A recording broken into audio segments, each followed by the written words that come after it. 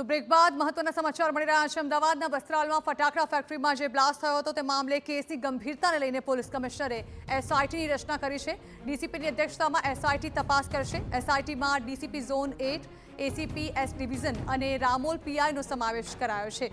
10 દિવસમાં આ મામલે તપાસ અહેવાલ સુપરત કરવા એસઆઈટીને સૂચના અપાઈ છે।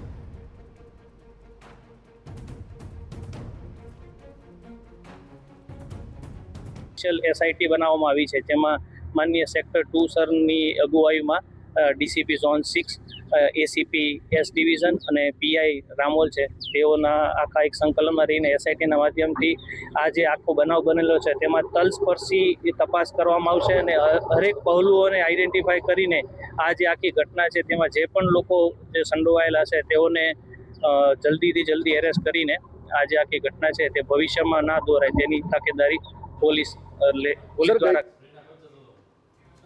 તો આ હતા રાજ્યના અત્યાર સુધીના તમામ ખાસ સમાચારો। હવે પછી એટલે કે 7:56 કલાકે આપ જોઈ શકશો મુશળધાર આફતનું એલર્ટ બરાબર સુપર પ્રાઇમ ટાઈમ બુલેટિનમાં 7:56 કલાકે।